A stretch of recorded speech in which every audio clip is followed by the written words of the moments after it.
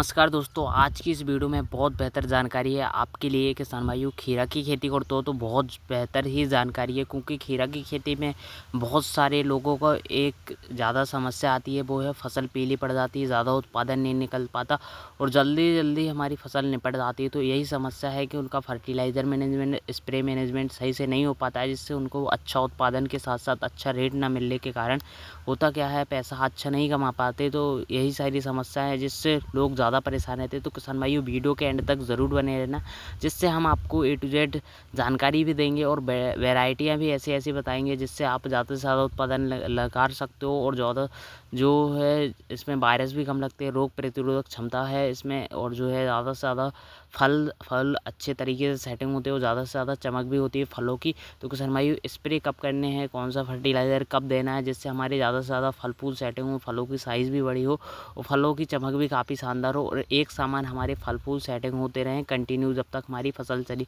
तो किसान भाइयों, वीडियो के एंड तक ज़रूर बने रहना। वीडियो पसंद हो तो लाइक ज़रूर करें, चैनल बनाए हो सब्सक्राइब जरूर करें। तो किसान भाइयों, खीरा की खेती करने के लिए आपको सही तरीके से अच्छी तरीके से जुताई कर लेनी है। जुताई करने के बाद अब अगर आप बेड तैयार करते हो तो बेड तैयार करने से पहले आपको सड़ी हुई गोबर की खाद अगर आप खेत में बिखेर देते हो तो आपको ज़्यादा लगती है, लेकिन ज़्यादा आपके पास नहीं है तो मेरे हिसाब से बेड लाइनों में अगर आप ड्रिप लाइन डालने से पहले इस तरीके से डालोगे तो आपको इसका फ़ायदा भी अच्छा देखने को मिलेगा।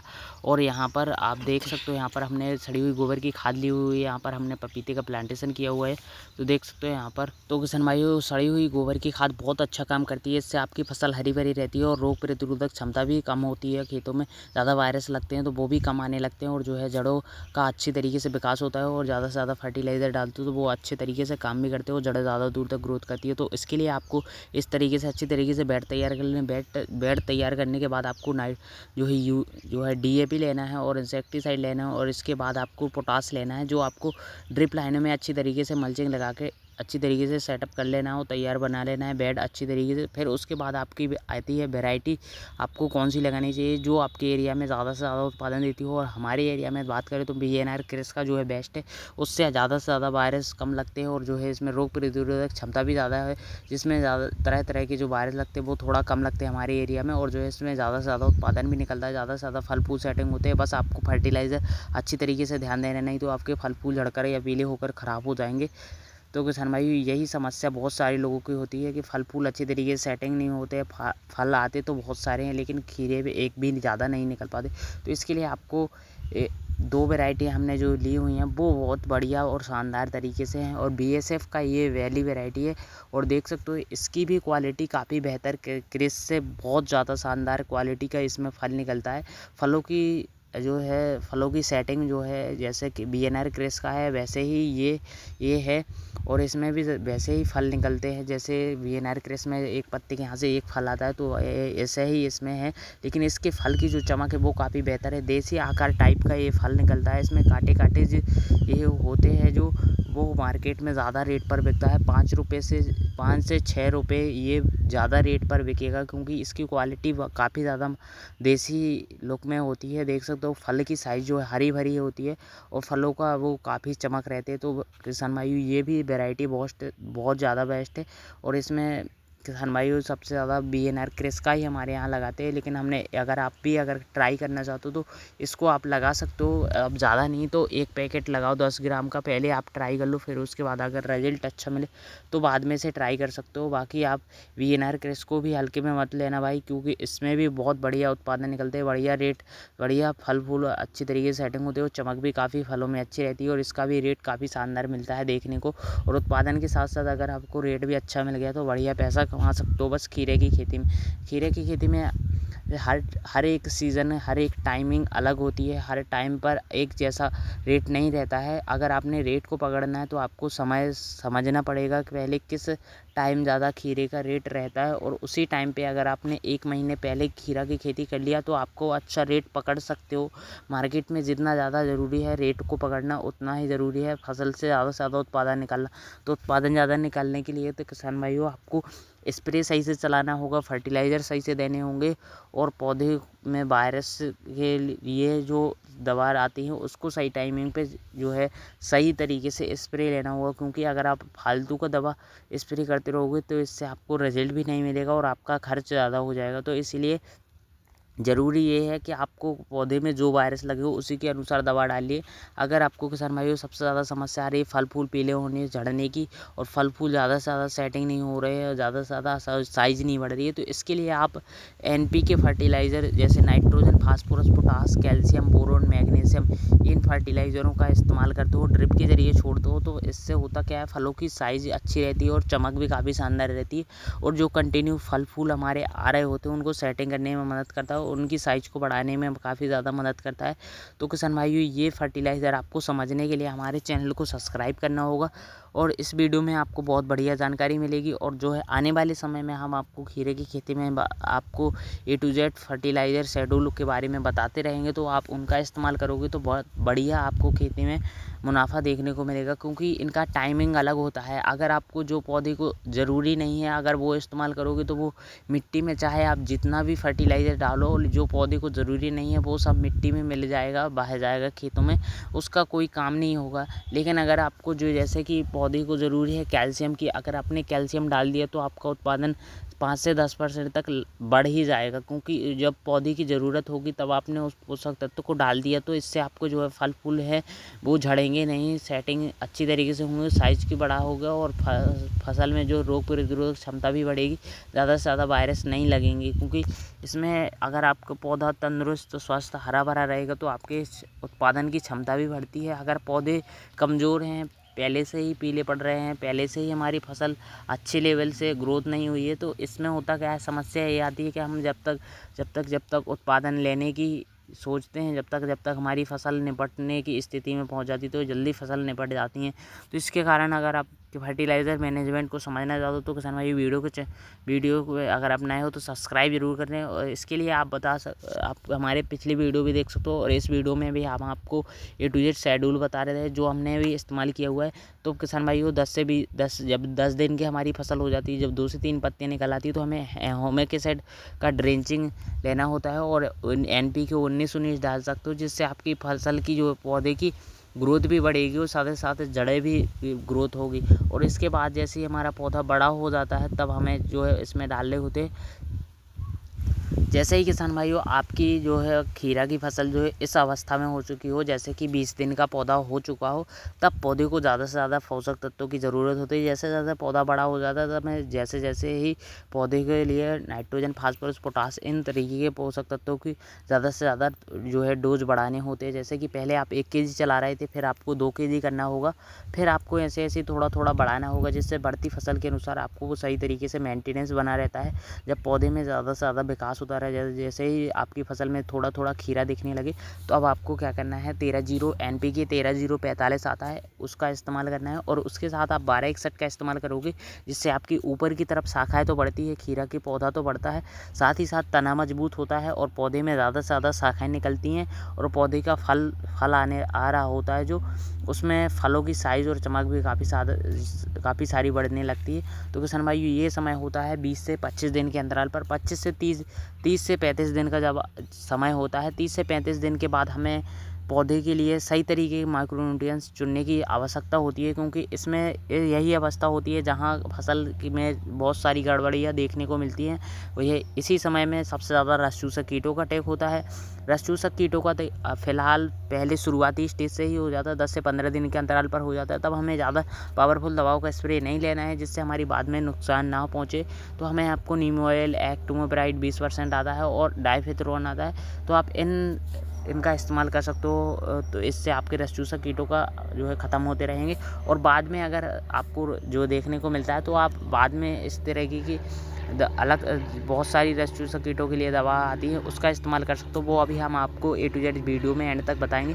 तो किसान भाइयों, 20 से 25 दिन का जब 30 से 35 दिन का समय होता है, तब हमारे पौधे में ज़्यादा से ज़्यादा फल फूल आने स्टार्ट हो जाते हो। ये वैरायटी की बात करें तो ये वैरायटी है सेमिनिस की मालिनी वैरायटी है। ये भी काफ़ी शानदार है, और इससे भी ज़्यादा से ज़्यादा उत्पादन निकाल सकते हो। बस फर्टिलाइज़र मैनेजमेंट का कमाल होता है, जिससे आप ज़्यादा से ज़्यादा उत्पादन निकाल सकते हो। बस फर्टिलाइज़र से ही पौधे को स्वस्थ, हरा भरा, मजबूत बनाया जा सकता है, जिससे लंबे समय तक हमें उत्पादन भी ज़्यादा मिलेगा, और जो हमारे फल फूल की चमक भी काफ़ी शानदार होगी, ज़्यादा से ज़्यादा फल फूल सेटिंग होगी, तब हमें जब हमारी 30 से 35 दिन की फसल हो चुकी है तो किसान भाई बात क्या करनी है, माइक्रोराइज़र इस्तेमाल करना है। माइक्रोराइज़र आप किसी भी कंपनी का ले सकते हो, हमने भी लिया हुआ था। तो हमने ये अलमाइटी कंपनी का लिया हुआ था। और इसके साथ अगर आपको नहीं मिला है तो आप होमिक एसिड ले सकते हो, जिससे जड़ों का विकास काफ़ी बेहतर होगा, पौधे हरे भरे रहेंगे और पौधे की बढ़वार भी आपको देखने को मिलेगी। इसके साथ साथ आपको पत्तियाँ काफ़ी हरी भरी देखने को मिलेगी। और इसके बाद आपको क्या करना है, जैसे ही आपकी फसल 30 से 35 दिन का हो जाती है तो आपको होमिक एसिड के बाद क्या करना है, कैल्शियम लेना है और बोरोन लेना है। कैल्शियम लेना है आपको 1 केजी और 250 ग्राम बोरोन, जिससे आपके जो फल आ रहे होते हैं वो पीले होने झड़ने की समस्या आती है, वो आपकी कंट्रोल आसानी हो जाएगी। और जो पौधे में शाखाएँ बनती है और पौधे में रस चूसक कीटों का अटैक और वायरस लगते हैं, वो भी आपके कम होंगे। इससे रोग प्रतिरोधक पौधे में क्षमता बढ़ेगी और पौधे का तना मजबूत होगा। जो फल आएंगे वो भी साइज बड़ी होगी और चमक रहेगी। जो छोटे मोटे टेढ़े रह जाते हैं फल, वो भी काफ़ी शानदार तरीके से सेटिंग होंगे। और कंटिन्यू इसी तरीके से फसल हमारी स्वस्थ हरी भरी बढ़ती रहेगी। और कैल्शियम और बोरोन आपको ले लेना है। और इसके बाद आपको क्या करना है, जैसे आपके फल फूल सेटिंग हो चुके हों वैसे ही आपको क्या करना है, NPK 52 आता है, उनका आपको स्प्रे भी लेना है और ड्रिप के ज़रिए भी छोड़ना है, जिससे आपके NPK 52 में आपको तरह तरह की जो समस्याएं देखने को मिलती है। फल की साइज़ थोड़ी रह जाती है, छोटी रह जाती है और फलों को जो है अच्छी तरीके से विकास नहीं हो पाता और ज़्यादा से ज़्यादा फल फूल झड़ने की समस्या आती है। तो इस तरीके से वो 52 आपका स्प्रे में भी काम करना है। स्प्रे आपको डालना है 50 से 70 ग्राम डाल सकते हो। फिर आप जो है फसल की अवस्था के अनुसार ले सकते हो, जिससे आपको बहुत बढ़िया रिजल्ट मिलेगा। फलों की साइज़ बढ़ने के साथ साथ पत्तियों को हरी भरी देखने को मिलेगी। पत्ती ज़्यादा से ज़्यादा फल फूल आएंगे और सेटिंग भी आपके ज़्यादा से ज़्यादा फल फूल होंगे। फसल में स्वस्थ हरी भरी रहेगी और फसल में रोग प्रतिरोधक क्षमता भी बढ़ेगी। ज़्यादा रस चूसक कीट लगते हैं वो भी कम होंगे। तो ये आपका जो है फर्टिलाइज़र आपको 52 आपको ज़रूर डालना ही डालना है। जिस ड्रिप के ज़रिए भी छोड़ सकते हो और आपको इसके ज़रिए भी स्प्रे के तौर पर भी देना है। स्प्रे के तौर पर आपको किसान भाइयों बात बता रहा हूँ, मैंने जो स्प्रे अभी तक इस्तेमाल किए हुए हैं, मैं अपनी जो है पर्सनल अनुभव से बता रहा हूँ, जो मैं लगातार इन्हीं स्प्रेयों पर विशेष ध्यान देता हूँ। जैसे कि मैं हफ्ते में एक बार स्प्रे लेता हूँ, एक लेता हूँ रस चूसक कीटों के लिए और उसके साथ एक फंगिसाइड लेता हूँ, क्योंकि फंगस अगर एक बार लग गया पौधे में तो ज़्यादा से ज़्यादा 10 से 20% तक लॉस हो जाता है। वहीं पर फल फूल जैसे झड़ने की और सड़ने की समस्या आती है। तो ये फंगिसाइड आपको लेना ही लेना है। फंगिसाइड में आपके तरह तरह की जो फंगिसाइड आते हैं उनका इस्तेमाल करते हो। UPL साफ फंगिसाइड है, अल्ट्राकोल है और ये बहुत सारे फंगिसाइड है। उनका नाम जैसे ब्लू कॉपर हो गया, रेडोमिल गोल्ड हो गया, तरह तरह के फंगिसाइड हैं। उनका आपको हफ्ते में एक बार बदल कर बारीकी से अच्छी तरीके से स्प्रे करना है। और उसके साथ एक रस चूसक कीटों का लेना है स्प्रे। रस चूसक कीट में आप जो जैसे कि सफ़ेद मक्खी का अटैक ज़्यादा होता है खीरे की फसल में और थ्रिप्स और माइट का अटैक ज़्यादा होता है, तो आप ऐसी दवा का स्प्रे ले सकते हो जिससे आपकी सफ़ेद मक्खी कंट्रोल होती रहे और माइट भी कंट्रोल हो सके और थ्रिप्स का भी अटैक कम होता रहे। तो इसके लिए आप अलीका का स्प्रे ले सकते हो, सिजेंटा का आता है, वो आपकी थ्रिप्स और सुंडी का अटैक जो आता है, जो है वाइट फ्लाई सफ़ेद मक्खी, उसको भी आपको ये तीनों कंट्रोल करेगा। और इस पर आपने समय समय पर स्प्रे लेते रहना हफ्ते में एक बार। और इसके साथ आपको टॉनिक भी इस्तेमाल करनी है। टॉनिक आपकी जो है आप जो ले सकते हो, इस सिजेंटा का एसावियोन बायोवीटा ले सकते हो और इससे आपके जो फल फूल गिर रहे होते हैं वो भी अच्छी तरीके से कंट्रोल करता है। थोड़ी मोड़ी अगर आपका फर्टिलाइज़र मैनेजमेंट बिगड़ता है तो वहाँ टॉनिक काम करती है, जिससे आपको जो है ज़्यादा लॉस देखने को नहीं मिलता है फल फूल झड़ने की। यही समस्या है कि बहुत से किसान भाई करते क्या है कि अगर फर्टिलाइज़र अगर वो सोच रहे हैं कि हाँ, अगर हम टॉनिक से काम चला लेंगे इससे हमारा उत्पादन बढ़ जाएगा, तो ऐसा बिल्कुल भी नहीं है। आपको दोनों तरीके से इस्तेमाल करना होगा। पौधे के पत्तियों पर स्प्रे के ज़रिए आपको टॉनिक का इस्तेमाल करना है, पौधे के जड़ों के ज़रिए आपको फर्टिलाइज़र मैनेजमेंट पर काम करना है, जिससे आपको उत्पादन के साथ साथ फलों की चमक और शानदार तरीके से फसल की बढ़वार देखने को मिलेगी। फसल लंबे समय तक जाएगी। और ये ऐसा नहीं है, आपको फसल अगर लंबे समय तक ले जाना है तो आपको शुरुआती स्टेज से बहुत बेहतर ख्याल रखना पड़ेगा और मैनेजमेंट काफ़ी बेहतर बनाना पड़ेगा।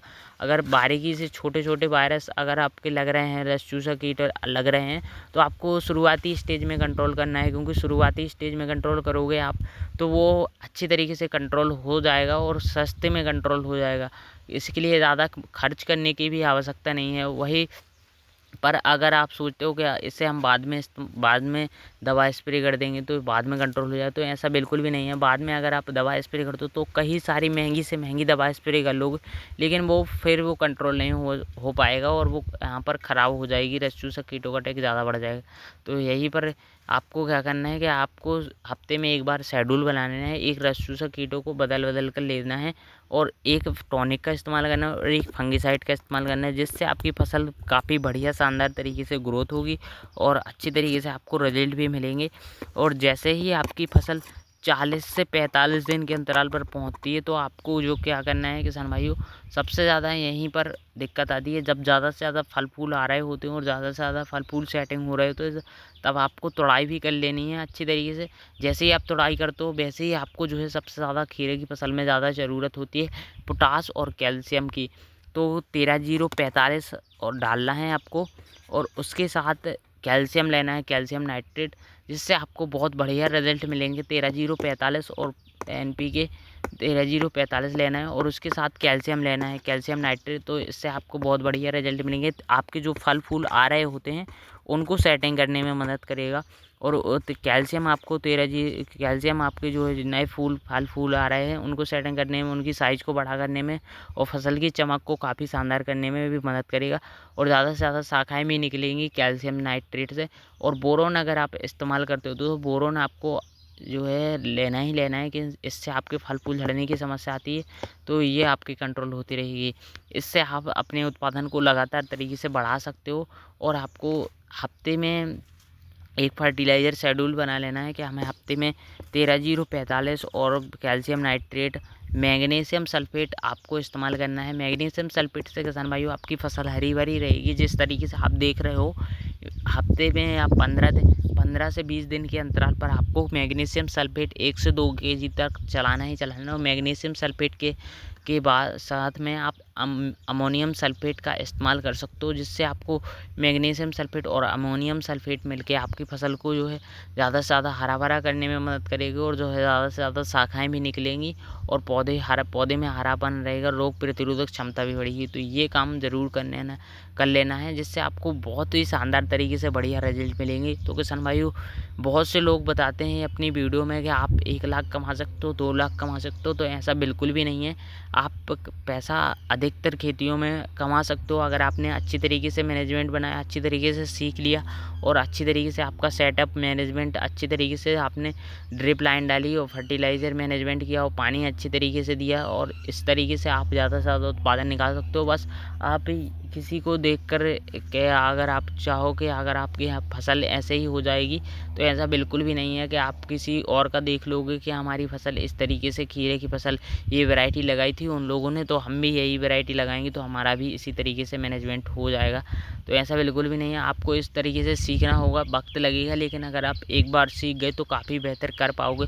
खीरा की फसल एक ऐसी फसल है जिससे जल्दी कमाई स्टार्ट हो जाती है। बस आपको इसमें बेहतर ख्याल रखने की ज़रूरत है, क्योंकि अगर आपका एक फल फूल झड़ गया तो एक बार भी तनाव पड़ गया पौधे में पानी का मैनेजमेंट, तो इसमें होता गया है पूरी तनाव एक बार पड़ गया तो इससे आपका 10 से 20% तक लॉस हो सकता है। क्योंकि एक बार फल फूल झड़ने से जो है बहुत सारी फसल पीली पड़ जाती हैं और बहुत सारे वायरस भी लग जाते हैं। तो इससे आपको पानी उतना ही चलाना है जितना पौधे की आवश्यकता है और जितनी ज़रूरत है।